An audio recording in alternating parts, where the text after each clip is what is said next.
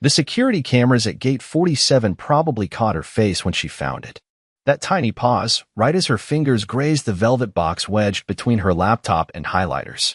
The hesitation before flipping the note open. 3 lines, handwritten. No name. No signature. But she knew it was from me. Of course she did.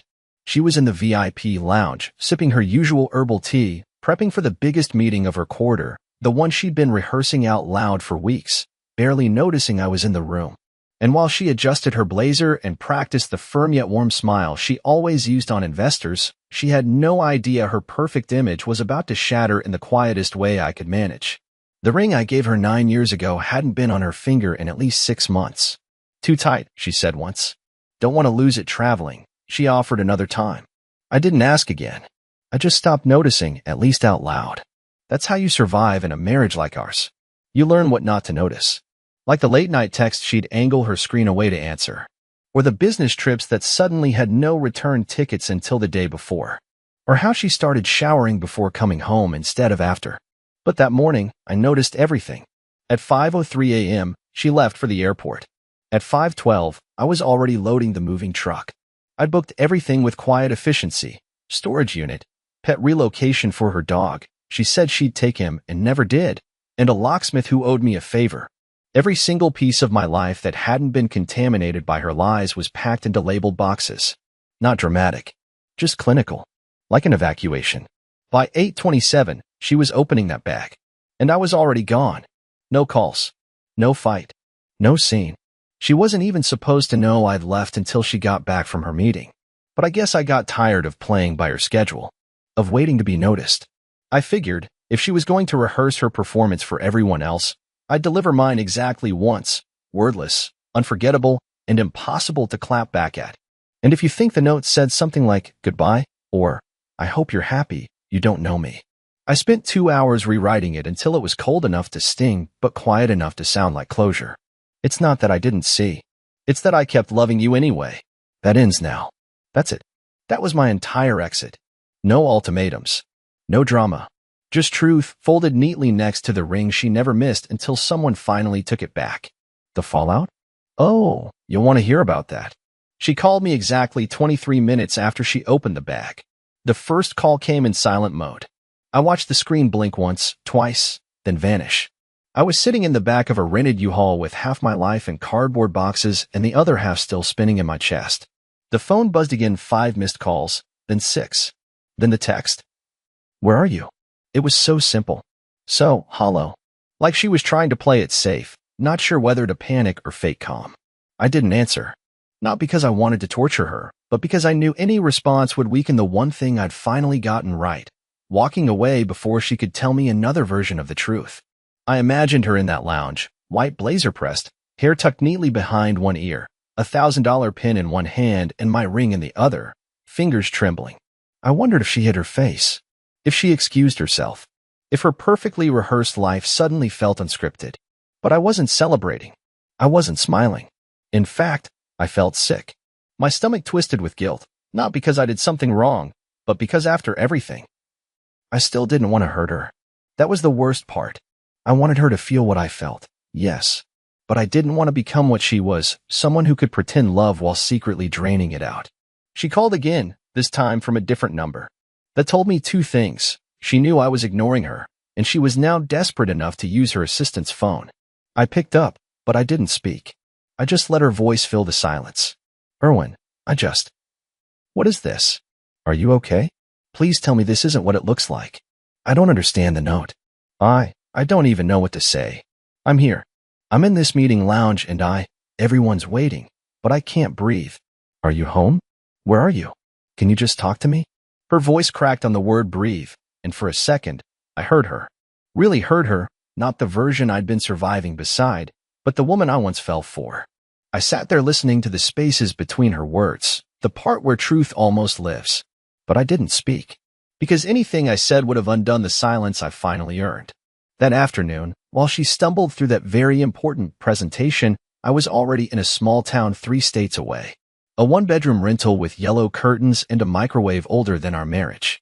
I ate cold pasta straight out of the container.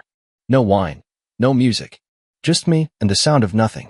The kind of silence that isn't lonely, it's honest. By the evening, she'd left 12 voicemails. Some begging, some furious, one completely silent with just breathing and a muffled sob at the end. I didn't delete any of them. I wanted to remember how quickly the mask cracked once the audience left the room. But I wasn't doing this for revenge. The truth is, I had no plan after the note. I didn't think ahead to what life would be like after her. I didn't even know how to tell my parents. I just knew I couldn't keep watching her pretend, and worse, I couldn't keep pretending I didn't know. And still, even now, part of me wants to hear her side. Part of me still wonders if she'll twist the story into something halfway believable, something that makes me feel small enough to doubt myself again. I wish that part of me would die already, but it won't. Because love, even betrayed, leaves traces. And her voice, tangled in panic and confusion, is still echoing somewhere in my chest. I haven't even told you how I found out. I was never supposed to see it. That's what makes it so ironic.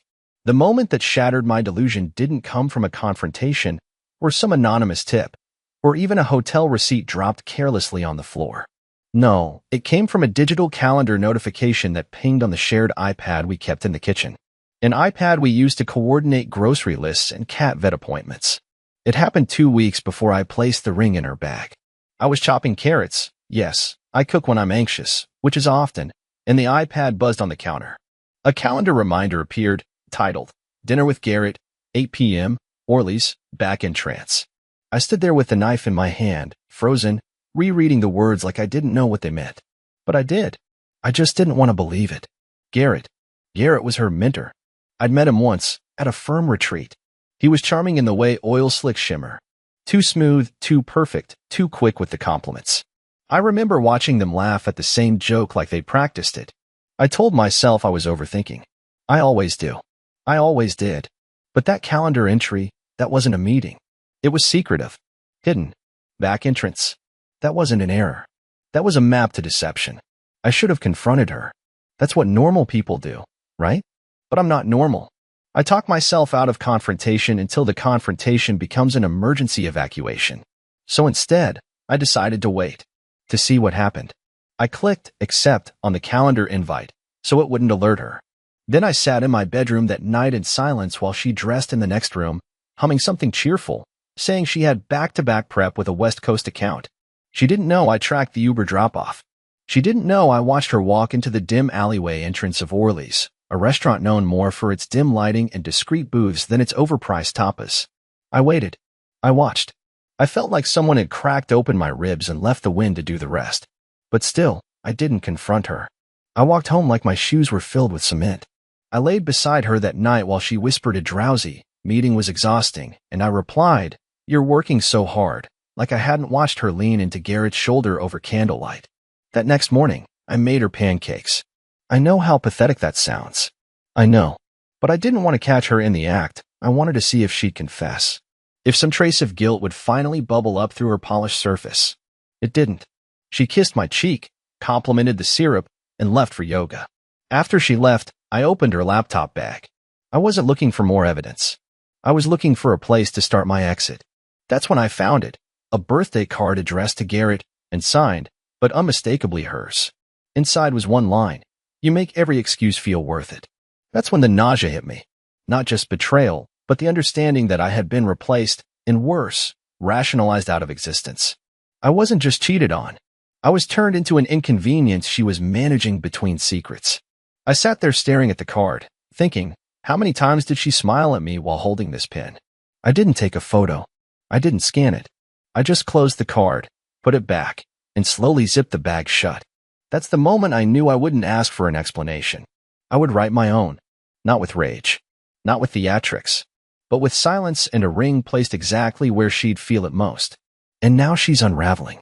The woman who had every move planned is suddenly improvising. And Garrett? Let's just say he's about to become part of this too, whether he's ready or not. 3 days after the dinner with Garrett, I found something that peeled back the final layer of whatever this marriage used to be. I wasn't snooping. I swear I wasn't. I was just noticing, picking up pieces like I always do.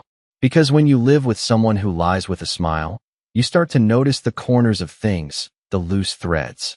That's how I found it, the audio file. It was on her old Bluetooth speaker. The one we used to play jazz through on rainy nights. back when we still pretended to like the same songs. She was packing for another presentation trip and asked me to fix the speaker because it wasn't pairing.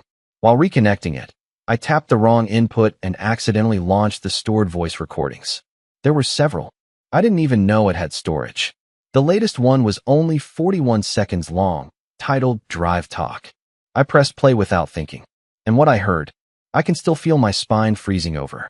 It was her voice. And Garrett's. Laughing, not even quietly. She said, "If this pitch works, I'll finally have the leverage.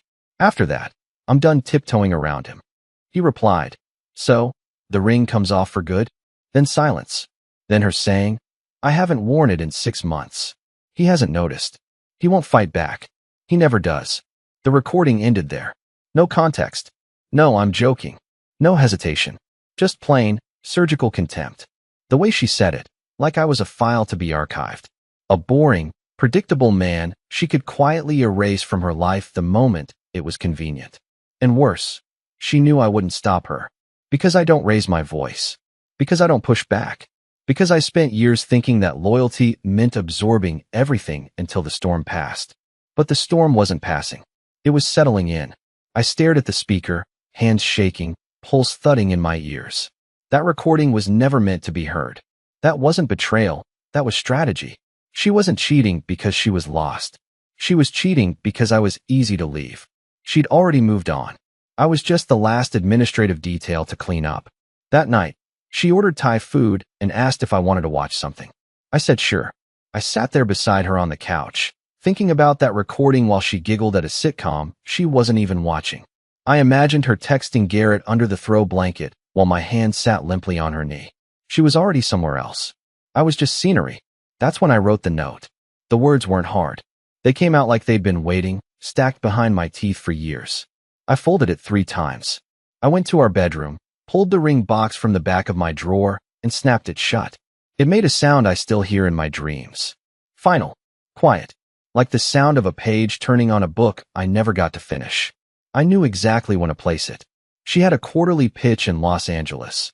High stakes, full of executives and client-side pressure.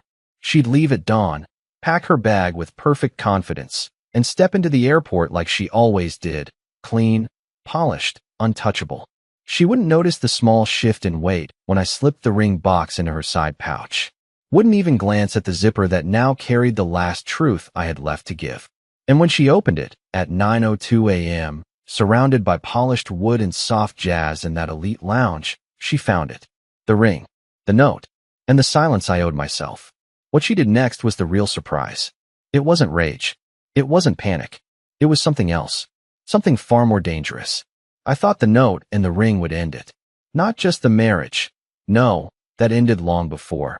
But the performance, the gaslighting, the silent undoing of who I was. I thought she'd read my words, feel the cold metal of the ring, and realize the game was over. I expected shock. Maybe shame. Possibly silence. What I didn't expect was what happened next. 2 hours after she opened the bag, I got the first email. Subject line, very mature. That's all it said in the body, too. Just, very mature. No greeting. No name. No signature. She didn't even address me, just reacted. As if I'd ruined her day. As if I'd made things inconvenient. As if I was the problem. I didn't reply. 3 hours later, another email. This one longer. Angry. Dissecting my timing. Accusing me of sabotage. She wrote, "You knew this was the most important day of my quarter. You could have waited. You always wait. Why now? Why now? Because I had finally remembered who I was before she turned me into a footnote. That's why now." That evening, while she was supposed to be across the country managing investor decks and negotiating new contracts, my phone rang again. I didn't answer, but I watched the calls pile up. 27 total. All from her. Different numbers. Her assistants, a hotel landline, or rideshare drivers. I knew she was unraveling. She was trying to reclaim control, not over her career, but over the story. And when she realized I wouldn't answer, she did what I feared most. She came back early. I was asleep on the floor of my new apartment, surrounded by unopened boxes and the smell of old carpet glue. I'd fallen asleep with my hoodie over my face, trying to shut out the world. Around 1:14 a.m., there was banging at the door. Not knocking. Banging. Fist to wood. I froze. She had never been the type to cause scenes. Not her. Not miscomposed. But that night she snapped. "Erwin, open the damn door," she hissed through the hallway. "I'm not playing games. I'm not going to be humiliated by you of all people." I didn't move. I stayed behind the door, my breath shallow, my heart doing that panicked rhythm it always did when I used to apologize for things I didn't do. She kept going. "You think this makes you look strong? You think slipping a ring in my bag makes you brave? You're still the same, you hide. That's all you ever do." She wasn't wrong. I do hide. But that night, I wasn't hiding. I was choosing not to perform for her anymore. Choosing not to be her quiet doormat, the man who swallowed betrayal like it was part of the vows. I let her yell. Let her spit venom through the wood. She stayed for 20 minutes. And then, she went silent. I thought she'd left. But in the morning, I found a card shoved under the door. Her handwriting. Too sharp, like it was carved rather than written. It said, "You made your move. Don't be surprised if I make mine." That was the moment I realized this wasn't over. Not to her. She didn't feel exposed, she felt challenged. As if I had embarrassed her, as if I had crossed some line of mutual pretense. It wasn't heartbreak in her eyes when I saw her through the peephole, it was strategy. And the part that chilled me? She didn't deny anything. Not the affair. Not the recording. Not even the card to Garrett. She didn't offer one excuse. Because in her mind, she didn't owe me anything. I was already written out of her version of events. But now, I had rewritten the ending. The only question was, well, what'd she do next? And the answer came faster than I expected. The next morning, I took the long way to the corner store just to feel the cold air bite at my face. My stomach was twisted, my shoulders aching from another night on the apartment floor, but it was quiet outside. Peaceful. I remember thinking, maybe that's the end of it. Maybe she just needed to scream, throw her tantrum, and finally let it go. Maybe she'd accept the quiet truth of it all. The ring. The note. The silence I had every right to. I was wrong. When I got back, there was a manila envelope duct taped to the door. Not slid under it, taped. Centered. Deliberate. I peeled it off, already knowing her handwriting would be inside. But what I didn't expect was the contents. Inside was a printed photo. Not digital. Printed. High resolution.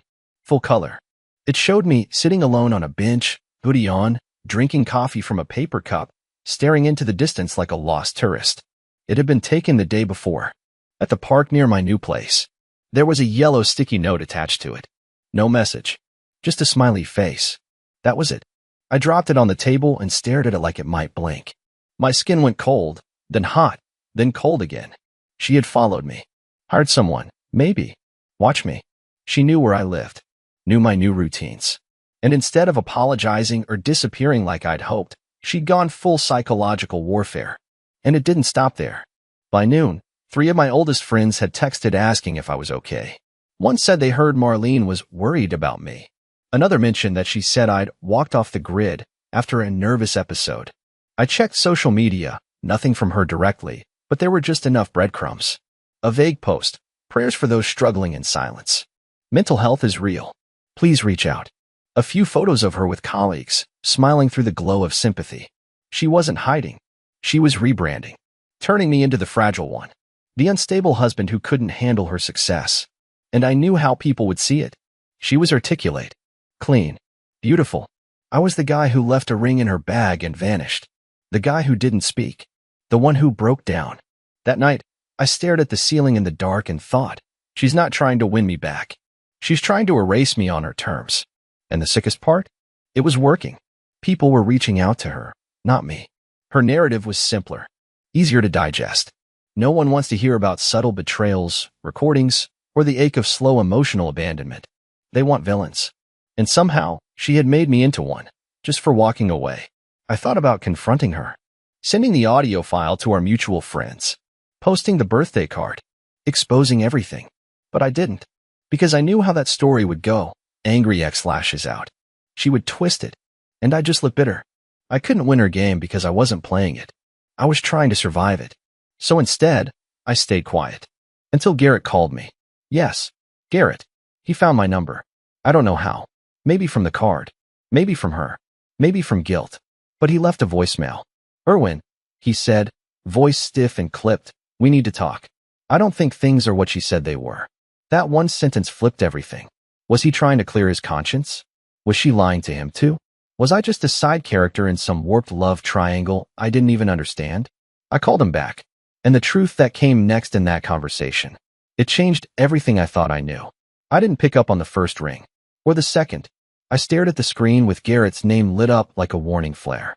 I didn't know what I expected to hear. A threat? A denial? Maybe just his voice, smug and polished, asking why I was so dramatic. But what I heard when I finally picked up wasn't arrogance. It was hesitation. Or when he said, "Look, I don't know what she told you, but I didn't know she was still with you." Not really. Still with me? Not really? What kind of phrase was that? He kept going, his voice shaky, words tumbling fast, like he was trying to outrun guilt. She made it sound like you two were living separate lives. Like you'd been emotionally distant for years. That you were more like roommates. I didn't think it was serious. I laughed. Actually laughed. Bitter and sharp. The kind of sound that didn't feel like it belonged to me. "Oh, so you just happened to fall into bed with a woman you thought was maybe single-ish?" I asked, my voice flat. He paused, then said quietly, "She never said you were divorced. But she implied a lot of things. She called you passive, said you were fine with her doing her own thing. I figured if there was anything left between you, she wouldn't be spending nights at my place." Nights. That word dropped like a rock in my chest. Not a night. Nights. I leaned against the kitchen counter, eyes on the wall, mind racing. "She stayed with you?" I asked. Garrett exhaled hard. "A few times. During her client trips. Look, man, I'm not proud of it. But I didn't know. I swear I didn't know it was like this. Like this." I wanted to scream, to hurl the phone, to throw something. Anything. To finally make noise after all the silence. But all I said was, "So what changed? Why are you calling me now?" And that's when he said the part that rattled me more than anything else. "She told me she'd left you. That she moved out." I believed her. But last week, I found a copy of your letter. The one from the bag. The note with the ring. She'd kept it. She left it sitting out on her desk. Like a trophy. I closed my eyes, breathing slow and shallow. Of course she had. "She's not who I thought she was," Garrett continued. "She's playing both of us, I think. She's using me. And I think she used you too. Used. Past tense. But I wasn't done. Not yet." "Did you ever tell her you loved her?" I asked, hating the words as I said them. "No," he answered too quickly. "She told me not to." I didn't respond. My mouth was dry. My thoughts scattered. "I thought you deserved to know," Garrett said. "Whatever this was, it wasn't real. Not for her. It was about leverage. Control. I'm sorry, man. For what it's worth. It wasn't worth much. Not to me. But it was something." After I hung up, I sat on the floor for hours, the phone beside me like a relic. I didn't cry. I didn't scream. I just sat there, thinking about how long I'd bent myself into silence, into patience, into acceptance, while she wove lies like silk. She didn't just cheat. She built a story where I didn't exist. And now Garrett, her backup plan, was starting to unravel, too. But here's the twist. She didn't know he'd called me. And I wasn't going to tell her. Not yet. Because I had one last thing to say to her. And I wanted to make sure she heard it exactly the way I needed to say it. In person. It had been 11 days since I left the note in her bag. 11 long, strange days where everything felt both raw and quiet, like my soul was recovering from something it had never been allowed to name. I didn't feel stronger. I didn't feel triumphant. I just felt real. For the first time in years, I wasn't bracing myself for the next lie or waiting to be noticed. I existed on my own terms. But there was one thing left. Not revenge. Not closure. Something simpler. I needed her to look me in the eye and hear the truth. Not the version she'd crafted for her friends or Garrett or the people she manipulated with polished words, but the truth I had carried silently through years of slow heartbreak. So I asked her to meet. A public cafe. Neutral ground. Midday. I chose the place we used to go to before things got complicated, before client dinners, before late strategy sessions, before her phone buzzed at night and she turned it face down. I didn't know if she'd show. But she did. She walked in wearing white like she always did when she wanted to look untouchable. Calm. In control. But I saw the cracks. The stiffness in her hands. The tiredness she couldn't quite conceal. She looked like someone who'd been playing too many roles for too long. She sat down across from me and didn't speak. Just waited. I nodded. Took a sip of my coffee. Then I said, "I'm not here to fight. I'm not here to hurt you. I'm just here to let you go. For good. Her eyebrows twitched, like she wasn't sure what game I was playing. You said I never speak, I went on. That I hide. Maybe you're right. I let too much slide. I excused too much. But that wasn't weakness, it was hope. I kept hoping we were still in the same story, even when you started writing a different one without me. She opened her mouth, but I lifted a hand gently. You don't owe me explanations. I'm not here for that. I just wanted to tell you this face to face. I loved you the best way I knew how. And I forgive you. Her expression cracked then. Just slightly. Enough that I saw the truth. Beneath all her performances, there was still a woman who hadn't expected kindness. Not from me. Not anymore. I forgive you, I repeated, softer. But I'm not carrying you with me. I'm done writing myself as the sad man in your narrative. I'm the man who walked away. And that's how I'll remember myself. She stared at me like she didn't recognize the person across from her. Maybe she didn't. Maybe for once, I wasn't the quiet background to her story, but the final sentence. I stood up, left enough cash for the coffee, and walked out. Not fast. Not slow. Just steady. There was no dramatic music. No applause. Just fresh air, and the sound of my own footsteps, finally mine again. I moved out of that tiny apartment the following week. Found a small house near a library. Got a dog, because silence feels different when there's a heartbeat next to you that isn't asking for anything but time. As for Garrett, I never heard from him again. I hope he found his own way out. Or maybe he didn't. Either way, that's not my story anymore. Marlene texted once more, months later. Just a single message. I understand now. I hope you're doing okay. I didn't reply. Not out of spite, but because I didn't need to. I was okay. In fact, I was more than okay. I was free.